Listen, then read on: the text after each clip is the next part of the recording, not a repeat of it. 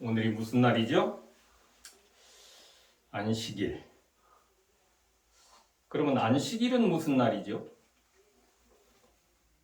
우리가 무슨 기념일 그러는 거 있잖아요. 첫째, 안식일은 창조의 기념일이다. 그건 이제 첫 번째고, 두 번째는 또 무슨 날입니까? 두 번째 잘 모르세요? 두 번째는 구속의 기념일. 이게 창조의 기념일이라고 하는 안식일은 성경 출애굽기 20장 8절로 11절에 나오는 말씀이고, 구속의 기념일 안식일은 신명기 5장 15절에 나오는 말씀이고, 세 번째는 뭡니까? 세 번째 안식일은 무슨 날이죠? 몰라요? 아니, 안식일 교인들이 안식일이 무슨 날인가 하는 것도 제대로 몰라가지고 과연 어디 가서 안식일 교인이다 소리 할 수 있겠습니까? 세 번째 안식일은 성화의 표징이다. 이것은 출애굽기 31장 13절에 나오는 말씀이죠.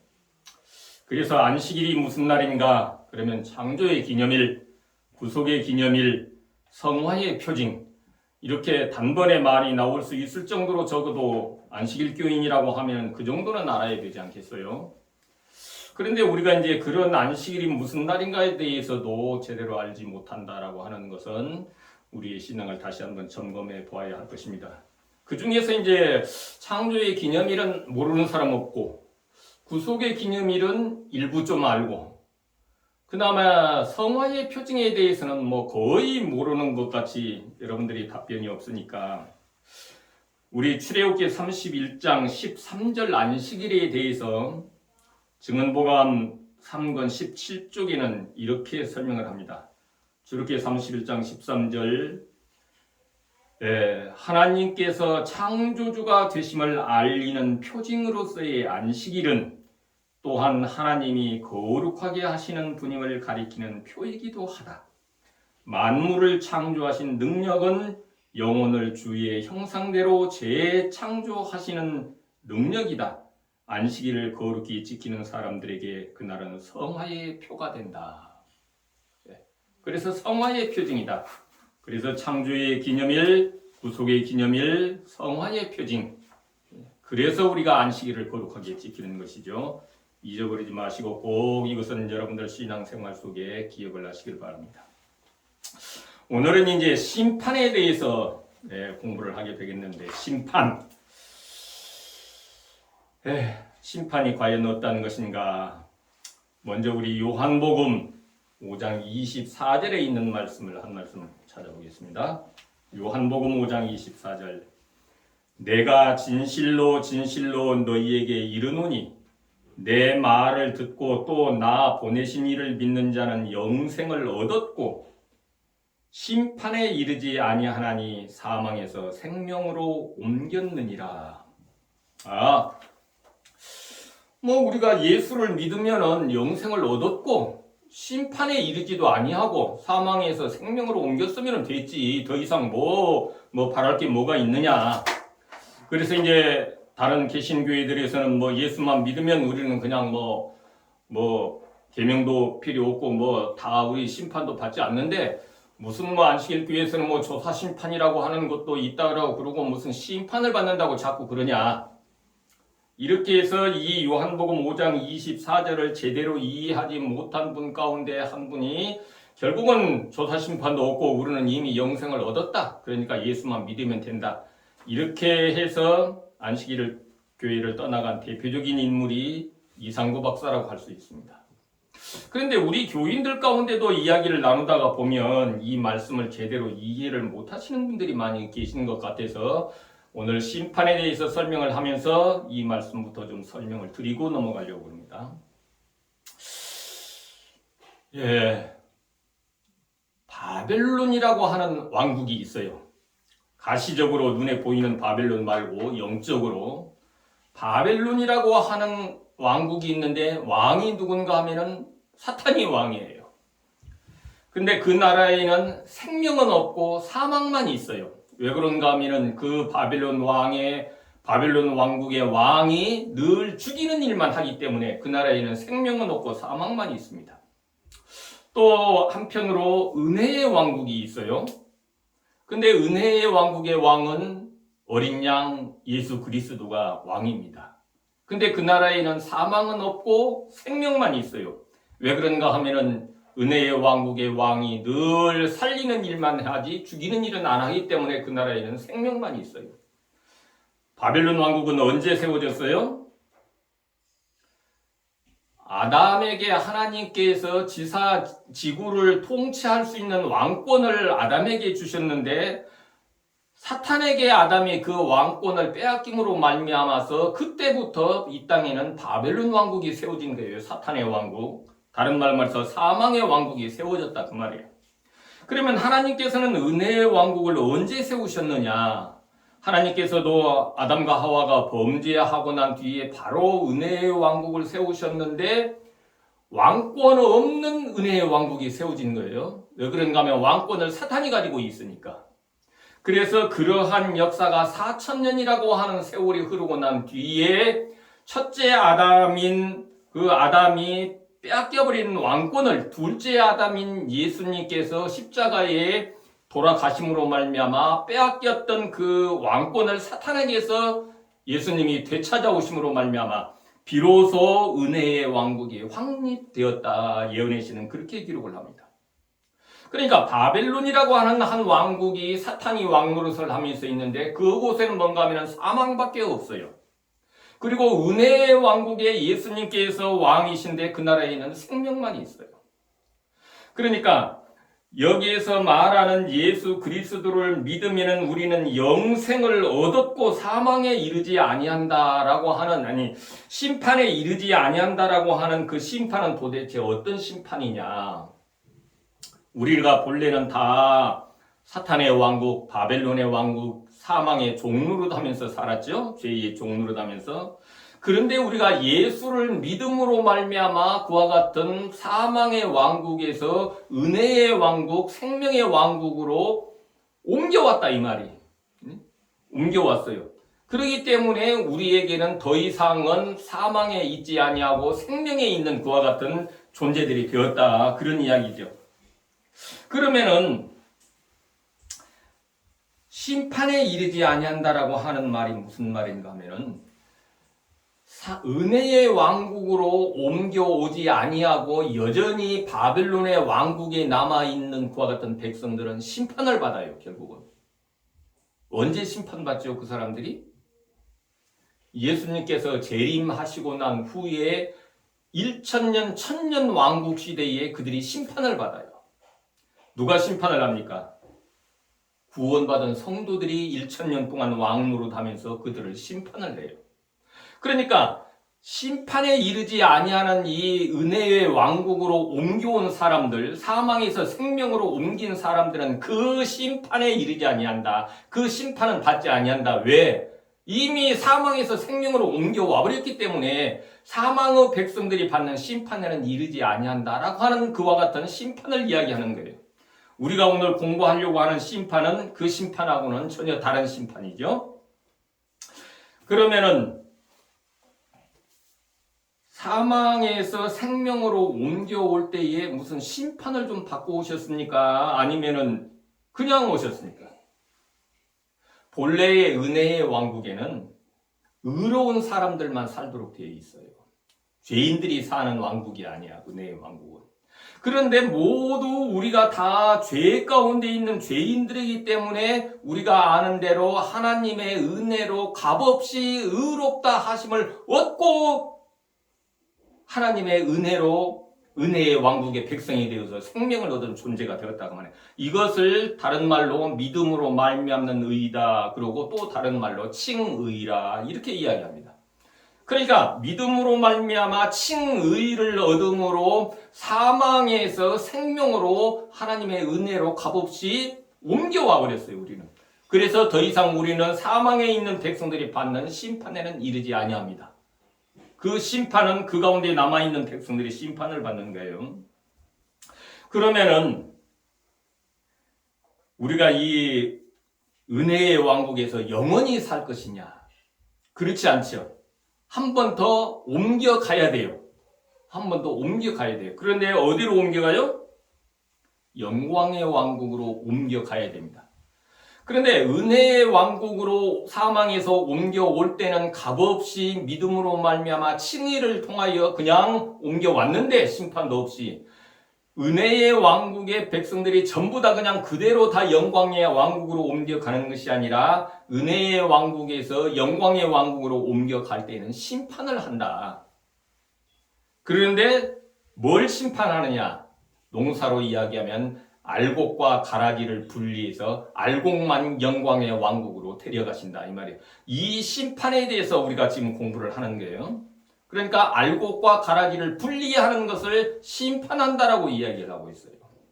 지난기에 배운 대로 마태복음 25장에는 세 가지의 비유가 나타나는데 열처녀의 비유, 달란트의 비유, 양과 염소의 비유가 나오는데 열처녀 가운데 슬기로운 처녀와 미련한 처녀를 분리하는 것이 심판이에요. 달란트의 비유에서 착하고 충성된 종과 악한 종을 분리하는 것이 심판입니다. 양과 염소가 섞여 있는데 양과 염소를 분리해서 따로 떼어놓는 게 심판이에요. 그런데 오늘은 우리가 지난번에 배운 대로 계시록 14장 14절로 15절 가운데서 예수님께서 구름을 타고 오시는데 이한 낫을 들고 오시는 모습으로 묘사되어 있어요. 그것은 예수님께서 이제 수확할 철이 되어 가지고 농사를 거두러 오신다, 수확하러 오신다, 그렇게 묘사된 거예요. 그러면 이 세상에서 인간도 어떤 농부가 수확철에 가가지고 농사를 거두는데 그냥 집하고 축쟁이 그냥 가라지 그냥 알곡 한테 섞어서 막 그냥 곳간에 들이는 그런 미련한 농부는 없습니다. 예수님께서도 이 땅에 거두러 오시는데 그냥 막 거두어 가시는 것이 아니라 알곡은 알곡대로 모아서 알곡만 영광의 왕국으로 데려가신다 그 말이에요. 그 알곡을 다른 표현으로 성화된 사람, 우리의 품성이 하나님의 품성으로 변화된 사람을 알곡이라 그렇게 부르죠. 그러면은 우리는 누구든지 다 은혜의 왕국에 살면서 그렇게 영광의 왕국으로 옮겨가기 위해서 반드시 그 심판을 받아야 돼요. 그러면 하나님께서 알곡과 가라지를 분리하는 심판을 하실 때에 그러면 과거의 역사 속에서 과연 하나님께서 알곡과 가라지를 분리하는 그와 같은 전례가 있느냐? 혹시 여러분들 알고 계십니까? 그러면 이것이 중요한 것은 그러면 앞으로 이렇게 알곡과 가라지를 분리하는데 어떤 방법으로 어떻게 분리를 하시는가 하는 것을 알면은 훨씬 우리가 그 일을 준비하는데 훨씬 더 우리가 좀 쉽게 준비할 수 있겠잖아요. 옛날에는 농사지어서 가을에 정부에서 수매를 해가는데 1등, 2등, 3등 이렇게 이제 별을 갖다가 출하를 하면은 그것을 전부 다 그 검사하는 사람들이 검사를 해서 1등, 2등, 3등을 매겨요. 그러면은 그 등급에 따라서 값 차이가 많이 나죠. 그래서 어떻게 해서든지 1등급을 받아야 좋은 값을 받기 때문에 1등급을 받으려고 하는데 미리서 그 어떻게 심사를 하는가 하는 심사 기준을 가르쳐 줍니다. 그래서 거기에는 아무런 찌꺼기가 섞여지 않아야 되고 그 다음에 수분은 15% 이내로 할 것을 이야기해요. 그리고 수분을 검사하는 기계까지 농민들한테 나눠줍니다. 그래서 농민들로 하여금 1등급을 받을 수 있도록. 그러면 농민들이 거기에 맞춰서 심사 기준에 맞춰서 그렇게 수매할 그와 같은 벼를 다 손질해가지고 수매를 해서 좋은 등급을 받죠. 다른 말로 말해서 하나님께서 우리를 알곡으로 판단해서 하늘에 데려가시는데 어떤 방법으로 심사를 할 것이냐 그 심사 방법을 우리가 안다라고 하는 것은 중요한 건데 과연 그와 같은 전례가 있다라고 하면은 앞으로도 전례대로 할 것이기 때문에 그것을 아는 것은 매우 중요합니다. 언제 그런 일이 있었느냐? 1844년 재림운동이 있었을 때에 하나님께서 알곡과 가라지를 분리하는 일을 하셨었어요. 예언의 신을 통해서 여러분들이 읽어보셨는가는 모르겠습니다만 1844년 그 무렵에 44년이 되기 전에 하나님께서 천사를 보내서 고등교육도 받지 못하고 시골에서 농사만 짓는 그와 같은 농부인 윌리엄 밀러에게 천사를 보내서 성경을 연구하게 하셨습니다. 그리고 윌리엄 밀러한테 다니엘서를 예언을 연구하는데 그 예언을 깨달아 알 수 있도록 깨닫게 해주셨어요. 그래서 윌리엄 밀러가 2300조에 대한 성경을 예언을 해석을 하는데 기가 막히게 정확하게 해석을 해내가죠. 그런데 그 예언의 마지막 부분 다니엘서 8장 14절 2300주자가 마치는 그때에 성소가 정결하게 함을 입으리라 라고 하는 말씀이 주어져 있죠. 그런데 그 말씀에 가서는 하나님께서 깨닫게 안 해주시고 그냥 놓아두셨어요. 그랬더니 윌리엄 밀러가 자기의 생각대로 성소가 정결하게 함을 입으리라고 하는 말씀에 대해서 해석을 내놨는데 성소는 이 세상을 가리킨다. 그러니까 이 세상이 지금 죄로 말미암아 더러워졌기 때문에 이 더러워지는 세상을 정결케 하기 위해서는 예수님께서 재림하시는 것이다. 이렇게 해서 성소가 정결하게 함을이라 이 말을 갖다가 예수님의 재림으로 잘못 이해를 했는데 그 부분에 대해서 엘렌 G 화이트를 통하여서 뭐라고 말씀을 하셨느냐. 하나님께서 잘못 이해하도록 놓아두셨다라고 설명을 하고 있어요. 그러니까 오류지요. 그러니까 그와 같은 바른 성경을 이해하는 것이 아니라 오류 때문에 일어나도록 놓아두는 것이 재림운동이에요. 성경을 바르게 이해했다라고 할 것 같으면 재림운동 안 일어났죠. 그래서 이제 재림운동이 일어났었는데 또 다른 부분에 가서 뭐라 그랬냐면 하나님께서 알지 못하도록 손으로 덮으셨다라고 하는 부분이 있어요. 그러니까 하나님이 손으로 덮고 계시니까 보이지 아니하니까 그게 도대체 뭔지 알 길이 없죠. 그게 뭐였는가 하면 1844년이라고 하는 거예요. 1844년을 하나님께서 손으로 딱 덮고 계시니까 윌리엄 밀러가 2300조의 예언을 해석을 하면서 아무리 연대를 계산을 해도 1843년밖에는 안 되는 거예요. 그래서 윌리엄 밀러가 재림운동을 하면서 1843년에 예수님 재림하신다라고 외쳤죠. 그런데 1843년이 지나도 예수님은 안 오셨어요. 그때에 가라지들이 많이 다 떨어져 나갔습니다. 그리고 예수님께서 덮었던 손을 열어서 보여주셨어요. 1844년을. 그때에서 비로소 그들이 1844년인데 우리가 연대를 계산을 잘못한 거다. 이래가지고 그들은 다시 재림 기별을 전하기 시작했죠. 하나님께서는 왜 그러셨는가? 왜 처음부터 제대로 알 수 있도록 깨닫게 안 해주시고 손으로 덮어서 보지 못하게 하시고 또 깨닫게 안 해주시고 잘못 이해하도록 놓아두시고 이렇게 하셨는가? 예언의 신에서는 뭐라고 말씀하셨는가 하면 그것이 하나님의 뜻이었다. 하나님의 목적은 알곡과 가라지를 가려내는 하나님의 방법이었다. 이렇게 설명합니다. 그러니까 하나님께서 알곡과 가라지를 가려내시는데 어떤 방법으로 알곡과 가라지를 가려내시는가 하면은 오류를 진리로 잘못 알도록 그렇게 놓아두시고 하나님께서 손으로 덮어서 그것을 제대로 모르게 놓아두셔가지고 그 오류 속에 참 진리가 덮여서 깨닫지 못하도록 놓아두시는 거예요. 그리고 난 뒤에 그것이 오류라고 하는 것을 깨닫게 하시고 오류 속에 감추어둔 진리를 깨닫게 하셔서 그 진리를 깨닫고 진리를 받아들이고 그대로 살아가는 알곡과 오류를 오류라고 인정하지 아니하고 그냥 그 오류의 길을 따라 살아가는 가라지로 분리하셨다 그 말이에요. 그러면은 앞으로 있을 영광의 왕국으로 옮겨가기 위해서 알곡과 가라지를 하나님께서 분리하실 것인데 하나님께서는 똑같은 방법으로 분리하실 것이다. 그러면은 지금 우리가 믿고 있는 진리 가운데도 뭐가 있을 가능성이 있어요? 하나님께서는 분명히 알곡과 가라지를 가려내기 위해서 똑같은 방법을 사용하신다라고 하면 우리가 믿고 있는 진리라고 믿고 있는 말씀 가운데도 오류가 섞여 있을 수 있다라고 하는 것을 짐작해 볼 수 있어요.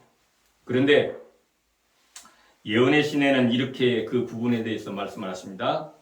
증언보감 2권 219쪽에 사람이 영적 생애에서 아무리 향상할지라도 성경을 부지런히 연구할 필요가 없는 지점까지는 결코 이르지 못할 것이다. 왜냐하면 우리의 믿음의 증거를 그곳에서 발견하기 때문이다. 그 다음에 이 말씀이 중요합니다. 교리의 모든 부분들은 비록 지금껏 진리로 인정되어 왔을지라도 율법과 증거 말씀에 비추어 보아야 한다. 다른 말로 말해서 우리가 현재 진리라고 믿고 있는 모든 교리의 부분들은 비록 지금까지는 진리로 인정되어 왔을지라도 율법과 증거 말씀에 비추어 보아야 한다. 이 말씀은 우리의 교리 가운데는 오류가 섞여 있을 수 있다라고 하는 하나의 암시적인 말씀이죠. 그 다음에 372쪽에서는 이렇게 말씀을 하세요. 한정된 인간의 지혜는 하나님에 관하여 도저히 올바른 결론을 내릴 수 없었으며 인간이 하나님의 율법에 관하여 판단하기에는 전혀 무능하였다. 주님께서는 우리 시대에도 진리보다 오류를 높이는 문제들을 허용하셔서 위기에 이르도록 하였다. 진리보다 오류를 높이게 되면 교회가 위기에 처하게 되겠죠? 그런데 하나님께서는 그렇게 되도록 허용하셔서 교회가 위기에 이르도록 하였다는 거예요. 그것은 이스라엘의 하나님이신 주님께서 오류가 높임을 받는 데 비례하여 당신의 진리를 더욱 높이시고자 크신 능력을 행사하기 위함이었다. 이렇게 예언의 신을 통해서 말씀하십니다. 그러면은 과연 우리가 믿는 교리 가운데 지금까지 진리라고 믿어왔는데 그 가운데 오류가 있을까요?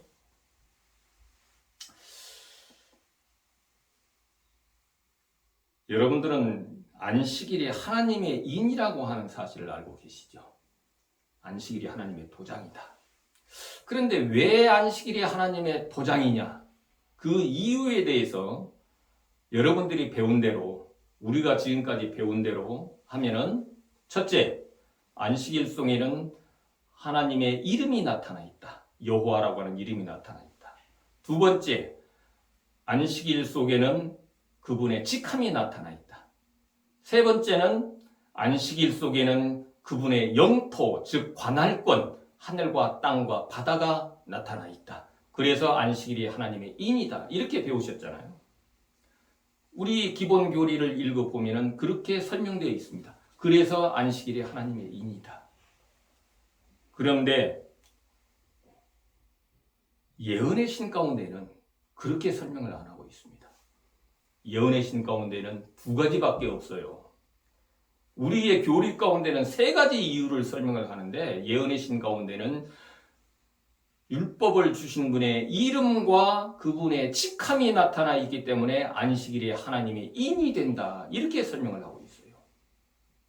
그래서 제가 그 부분에 대해서 네 분의 목사님한테 똑같은 내용의 질문에 카톡을 보냈었습니다. 과연 예언의 신 가운데에 하늘과 땅과 바다라고 하는 그분의 영토가 나타나 있기 때문에 안식일이 하나님의 인이 된다라고 하는 설명이 있는 부분이 예언의 신 가운데 있습니까? 이런 내용을 네 분의 목사님한테 똑같이 질문을 드렸더니 대답은 한 가지였어요. 예언의 신에는 없습니다. 다만 우리 교회의 교리에만 나옵니다. 근데 이 교리는 오류입니다. 안식일이 하나님의 인이 되는 것은 예언의 신에 나타난 대로 그분의 여호와라고 하는 이름이 나타나 있고 그분의 직함이 나타나 있기 때문에 안식일이 하나님의 인이 되는 것이지 영토가 나타나 있다. 이건 없어요. 안식일 속에 영토가 나타나 있지는 않아요. 그런데 하나님께서는 그렇게 교리를 만들 때에 잘못 이해하도록 하나님께서 놓아두셨기 때문에 지금까지 그것을 진리로 인정하고 지금까지 왔던 거예요.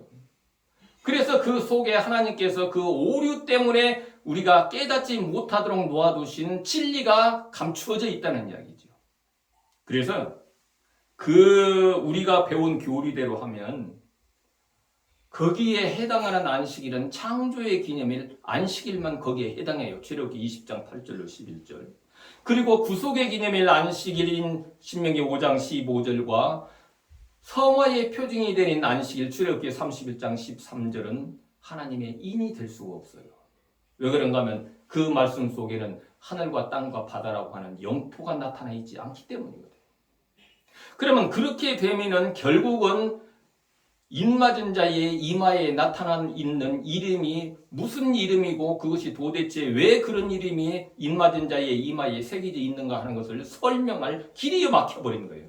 그래서 우리가 지금까지 인맞은 자의 이마에 뭐라고 이름이 기록되어 있는가도 정확하게 잘 알지 못하고 그 이름들이 도대체 무슨 이름이며 무엇 때문에 그런 이름들이 기록되어 있는가도 다시 말해서 안식일이 하나님의 인이라고 믿으면서 안식일을 지키면서도 정작 그 부분에 대해서 제대로 알지 못하고 있었다. 그런 이야기죠. 그 다음에 하나님께서 알지 못하도록 손으로 덮으신 부분은 있느냐? 있어요. 그게 뭔가 하면은 둘째 천사의 기별입니다. 하나님께서 둘째 천사의 기별을 손으로 덮으셨어요. 그래서 둘째 천사의 기별에 나타나 있는 하나님의 복음이 무엇인가 하는 것을 모르죠. 그리고 늘 지금까지 우리가 외치듯이 교황권과 배도한 개신교회는 바빌론이다. 그들은 무너진다. 이렇게만 이제 둘째 천사의 기별을 이해해 왔단 말이에요. 그러면은 교황권과 배도한 개신교회가 무너진다. 그들은 바벨론이다. 그러면 예언의 신에도 그렇게 되어 있고 그렇게 되어 있으니까 그 말은 맞죠. 그러나 그게 복음인가요? 그들이 무너진다라고 하는 것이 그렇게 기쁘고 좋은 복음이에요. 복음이라고 하는 것은 내가 구원 얻는 그와 같은 이야기가 복음인 것이지 다른 어떤 교파나 누가 무너지고 멸망한다라고 하는 이야기가 복음이에요. 그걸 그렇게 믿으면 우리가 구원을 얻는 것이냐 그 말이에요. 결코 아니에요. 그 속에는 둘째 천사의 기별 속에는 죽임을 당하신 어린 양이 나타나 있어요. 그런데 하나님께서 그걸 보지 못하도록 하나님의 손으로 덮으셨죠, 지금까지. 그래서 이제 우리가 새 천사의 기별의 핵심은 예수 그리스도라고 예언의 신 가운데서 누차 설명을 하고 있는데 지금까지 우리가 새 천사의 기별 가운데서 예수 그리스도가 몇째 천사의 기별 가운데 나타나 있는 것을 모르다가 보니까 어떤 상황이 벌어졌는가 하면은 어떻게 보면 그것을 억지로 꿰맞추려고 계시록 14장 6절에 하늘에 날아가는 새 천사가 복음을 가지고 날아가는데 그들이 가지고 있는 복음이 영원한 복음이다라고 말하고 있는데 영원한 복음은 예수 그리스도가 아니냐. 그러니까 영원한 복음 그는 예수 그리스도다. 이렇게 설명하기에 이르렀다고 말해요. 거기에서 말하고 있는 계시록 14장 6절에서 말하고 있는 영원한 복음이라고 하는 이야기는 새 천사가 복음을 들고 공중에 날아가는데 그들이 가지고 있는 그와 같은 복음이 영원한 복음이라고 하는 설명을 하고 있을 뿐이지 영원한 복음이라고 하는 또 다른 기별을 가지고 있는 거 아니에요. 만약에 영원한 복음이라고 하는 기별이 또 하나 있고 새 천사의 기별이 있다라고 할 것 같으면 그러면 그건 새 천사의 기별이 아니라 네 천사 기별이죠. 그게 인지가 안 되세요? 영원한 복음이라고 하는 기별이 하나가 있어요.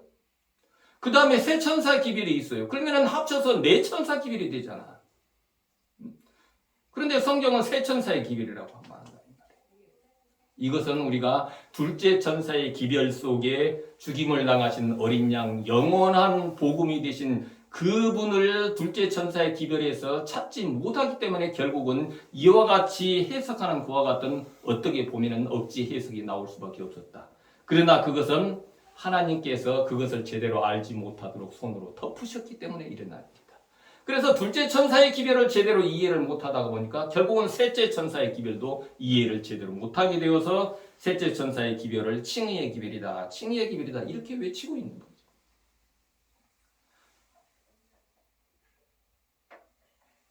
하나님께서 왜 그렇게 하셨느냐? 앞에서 설명한 대로 알곡과 가라지를 분리하기 위해서 그렇게 하셨다. 그러면은 이제는 우리에게 중요한 것은 하나님께서 알곡과 가라지를 분리하시는데 하나님의 마음대로 분리하시는 것이 아니라 어떻게 하면은 우리가 알곡이 될 수 있는가 하는 것을 가르쳐 주시고 또 어떻게 하면은 우리가 가라지가 될 수 있는가 하는 것도 가르쳐 주시고 내가 알곡 될 수 있는 길을 가면은 내가 알곡이 되는 거고 가라지가 되는 길을 가면은 가라지가 되도록 하나님께서 그렇게 우리에게 은혜를 베푸시는 것이지 하나님께서 마음대로 너는 알곡 너는 가라지 이렇게 심판하시는 것은 아니다. 그래서 우리의 자유의지의 선택에 의해서 내가 알곡이 되고 가라지가 되는 것이다 그 말이에요. 그러면은 이제 우리가 윌리엄 밀러 때 1844년 당시처럼 지금까지 그렇게 오류를 진리로 잘못 알고 믿어왔음으로 말미암아서 결국은 그 속에 감추어졌던 진리가 이제 하나님께서 비추어 주신다라고 하면은 이제는 그럴 때가 되었다라고 하는 것을 말씀하는 거고, 이제는 그러면은 그것 때문에 오류 때문에 하나님께서 덮으셨던 손 때문에 깨닫지 못했던 진리가 무엇인가 하는 것을 우리는 이제는 밝히 찾아서 알 필요가 있는 거예요. 그래서 그 빛을 따라서 살아가면은 결국은 우리가 알곡되는 길을 갈 수 있다. 그러나 그 오류를 인정하지 않냐고 계속해서 고집하고 그 길을 간다라고 하면은 결국은 가라지가 될 수밖에 없는 것이다라고 하는 것이죠.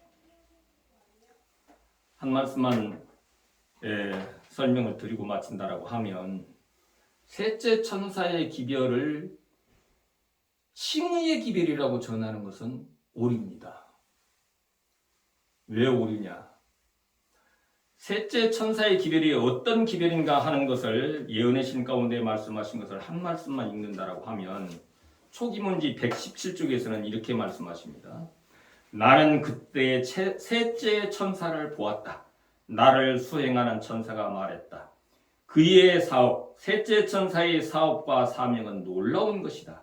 그는, 셋째 천사는 곡식을 가라지에서 분리해서 인을 치고 묶어서 하늘 창고에 들이는 천사이다. 이렇게 설명을 하고 있어요. 셋째 천사에 대해서. 그러니까 셋째 천사는 알곡을 가라지에서 분리해서 인을 치고 묶어서 하늘 창고에 들이는 천사다 이 말이에요. 그러면은 지금 우리가 배우고 있는 은혜의 왕국에서 영광의 왕국으로 들어가기 위해서 우리가 알곡이 되어야 되는데, 그 알곡이 되는 기별이 셋째 천사이다 기별이다 그 말이에요. 그러면 셋째 천사의 기별을 칭의의 기별이라고 하면은, 앞에서 설명한 대로 칭의는 언제 우리가 칭의를 얻었는가 하면은 사망의 왕국에서 은혜의 왕국으로 우리가 옮겨올 때에, 성경의 표현대로 옮겨올 때에 칭의를 통하여 의롭다 함을 얻고 은혜의 왕국의 백성이 되었어요. 그런데 또다시 은혜의 왕국에서 영광의 왕국으로 옮겨갈 때에도 그냥 칭의를 통해서 의롭다 함을 얻고 그냥 영광의 왕국에 들어가는 게 아니죠. 그때는 성화를 통해서 알곡이 된 그와 같은 사람들만 영광의 왕국으로 들어간다 그 말이에요. 그러면 예언의 신에서 설명한 대로 셋째 천사는 인치는 천사이다.